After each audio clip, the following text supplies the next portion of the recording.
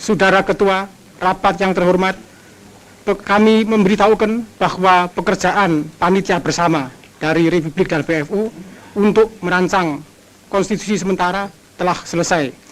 Maka konstitusi itu bersandar atas putusan-putusan dari Konferensi Inter-Indonesia dan atas pekerjaan panitia di sini. Maka dengan ini kami menyerahkan pekerjaan kita kepada sidang ini.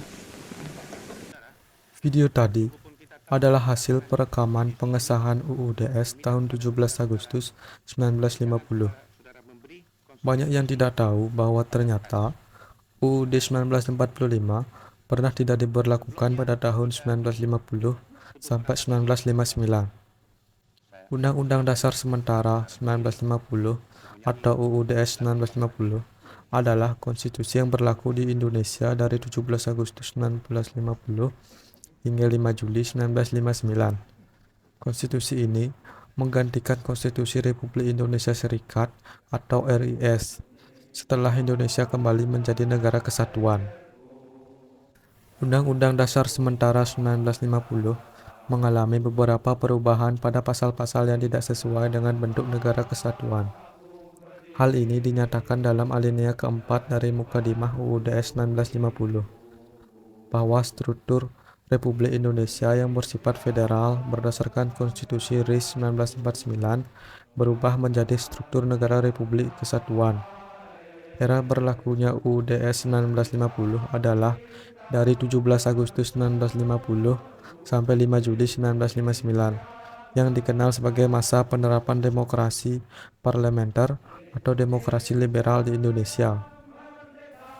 Berbagai latar belakang diberlakukannya UUDS 1950 adalah kegagalan sistem federal. Setelah pengakuan kedaulatan oleh Belanda pada 27 Desember 1949, Indonesia terbentuk negara federal dengan konstitusi RIS. Namun, sistem ini dianggap tidak sesuai dengan aspirasi rakyat yang menginginkan negara kesatuan. Pembentukan negara kesatuan.